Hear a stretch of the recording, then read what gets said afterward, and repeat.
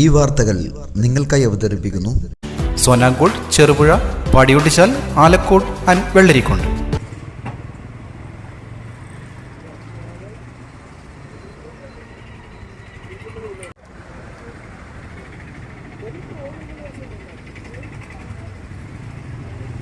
ചെറുപുഴ മണ്ഡലം കോൺഗ്രസ് കമ്മിറ്റിയുടെ നേതൃത്വത്തിൽ മുൻ KPCC പ്രസിഡന്റ് തെന്നല ബാലകൃഷ്ണപിള്ളയുടെ നിര്യാണത്തിൽ ദുഃഖം രേഖപ്പെടുത്തിക്കൊണ്ട് മൗനജാഥയും അനുസ്മരണ സദസ്സും സംഘടിപ്പിച്ചു. മണ്ഡലം പ്രസിഡന്റ് TP ചന്ദ്രൻ സ്വാഗതവും മുതിർന്ന കോൺഗ്രസ് നേതാവ് V കൃഷ്ണ മാസ്റ്റർ അധ്യക്ഷതയും വിവിധ രാഷ്ട്രീയ, സാമൂഹ്യ, വ്യാപാരി പ്രതിനിധികൾ അനുശോചനം രേഖപ്പെടുത്തിയും കൂടാതെ തോമസ് കൈപ്പനാനി നന്ദിയും രേഖപ്പെടുത്തി സംസാരിച്ചു.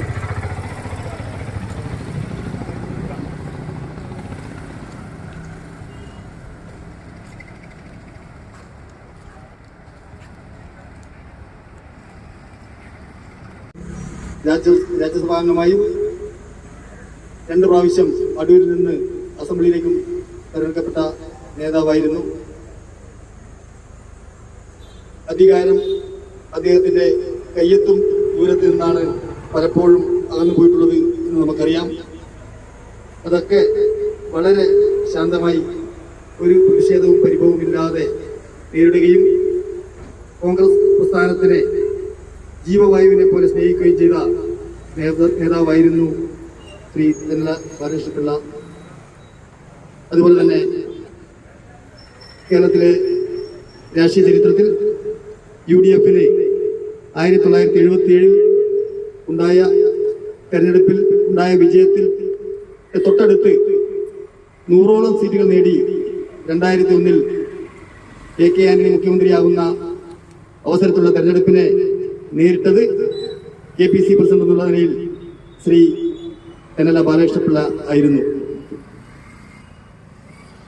അന്നത്തെ രാഷ്ട്രീയ സാഹചര്യത്തിൽ ആ വിജയം നടന്ന് മണിക്കൂറുകൾക്കകം അദ്ദേഹത്തിന് KPC പ്രസിഡന്റ് പദം വിട്ടൊഴിയേണ്ട സാഹചര്യവും ഉണ്ടായി. അതും ഒരുവിധ പ്രതിഷേധവും ഇല്ലാതെ, കോൺഗ്രസിന് ഒരു അലോസരവും ഉണ്ടാക്കാതെ വളരെ മാന്യമായി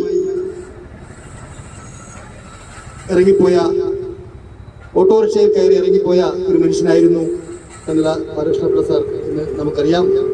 കോൺഗ്രസിന്റെ ഗ്രൂപ്പിസങ്ങളുടെ പ്രസിദ്ധമായ കാലങ്ങളിലൊക്കെ അദ്ദേഹത്തിന്റെ തെന്നല എന്ന് അന്വർത്ഥമാക്കുന്ന രീതിയിൽ വലിയ പ്രശ്നങ്ങളൊക്കെ ഒഴിവാക്കുവാൻ ആന്റണിക്കും കരുണാകരനും ഒരുപോലെ പ്രിയപ്പെട്ടവനായി ഈ പ്രസ്ഥാനത്തെ ഇന്ന് കാണുന്ന രീതിയിൽ ഉണ്ടാക്കുന്നതിനും അദ്ദേഹത്തിന്റെ സേവനം മികച്ചതായിരുന്നു എന്ന് നമുക്കറിയാം.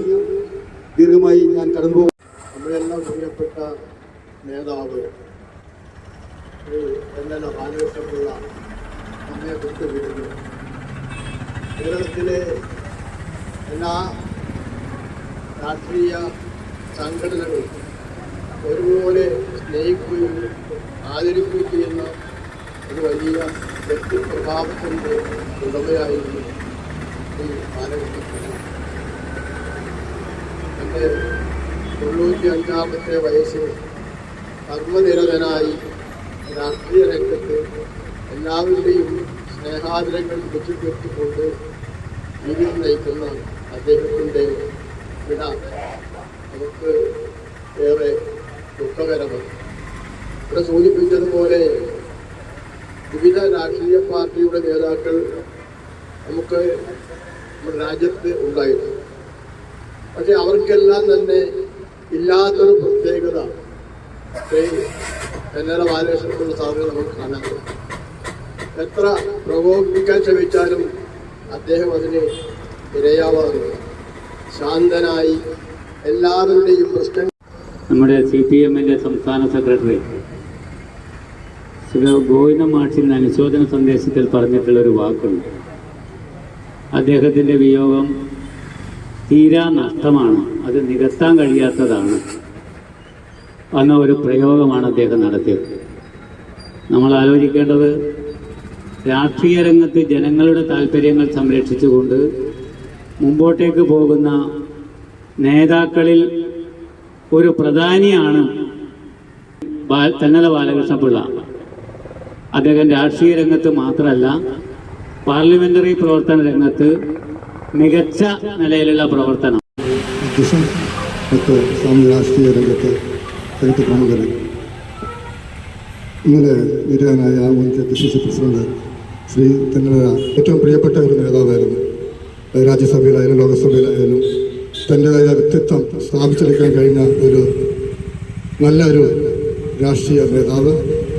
എനിക്ക് എൻ്റെ മനസ്സിലേക്ക് വരുന്ന അദ്ദേഹം ഒരു രാഷ്ട്രീയ നേതാവായിട്ടില്ല, നല്ലൊരു സ്വാതന്ത്ര്യ സമര സേനാനിയെ ആയിട്ടാണ് ഞാൻ ആ ബഹുമുഖപ്രഭുവെ കാണുന്നത്. ഏതൊരു രാഷ്ട്രീയ പ്രസ്ഥാനത്തോടും ഏറ്റവും നല്ല രീതിയിൽ തൻ്റെ കടമകൾ നിർവഹിച്ച ഒരു രാഷ്ട്രീയ നേതാവായിരുന്നു അദ്ദേഹം. ഇതിനു മുമ്പ് പ്രസംഗിച്ചവരും ഇനി പ്രസംഗിക്കാൻ പോകുന്നവരെല്ലാവരും അദ്ദേഹത്തെ പറ്റി കൂടുതലായിട്ട് പറയും. എന്നതുകൊണ്ട് തന്നെ ഞാൻ ആധികാരികമായിട്ട് അധികം സംസാരിക്കുന്നില്ല. കേരള കോൺഗ്രസ് എമ്മിൻ്റെ ശിവമണ്ഡലത്തിൻ്റെ എല്ലാവിധ അനുശോചനവും ഈ അവസരത്തിൽ നേർന്നുകൊള്ളുന്നു.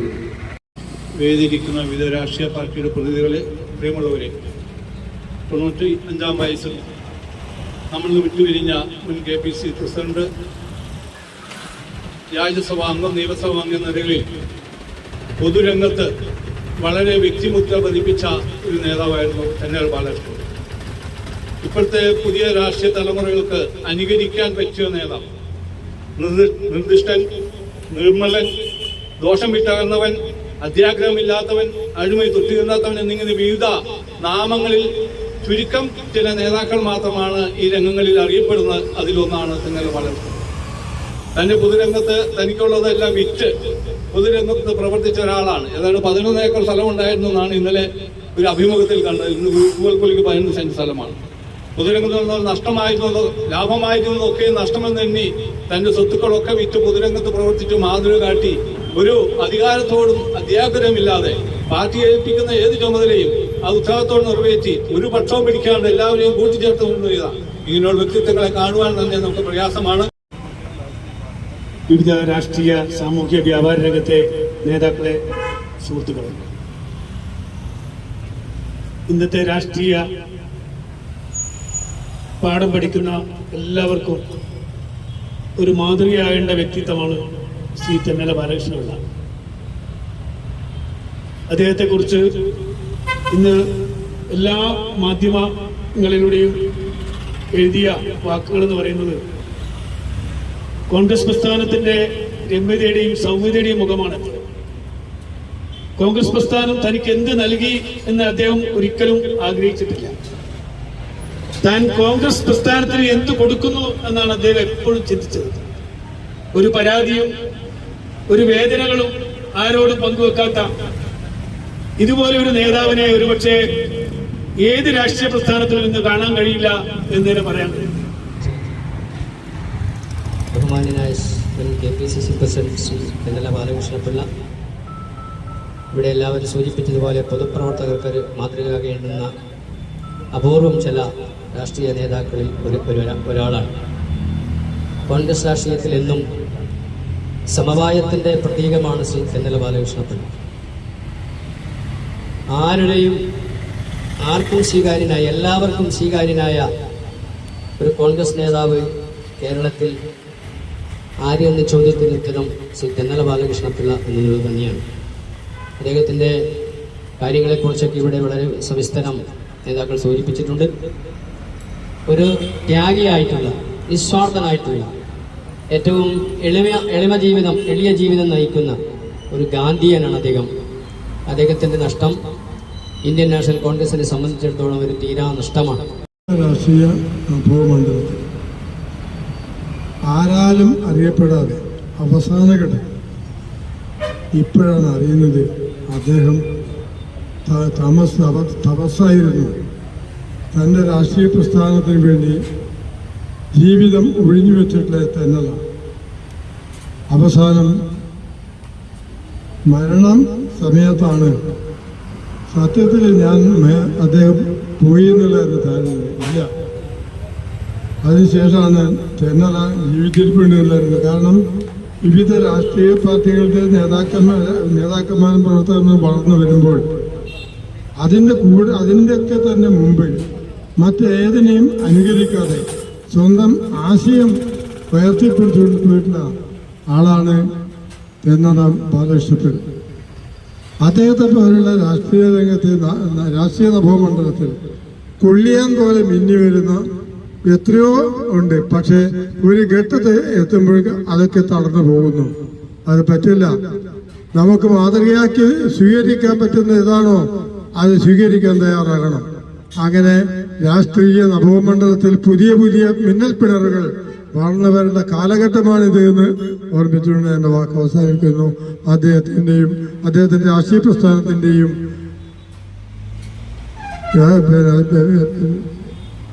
രാഷ്ട്രീയ പാർട്ടിയുടെയും തീരാനഷ്ടം അനുശോചനം രേഖപ്പെടുത്തുന്നു.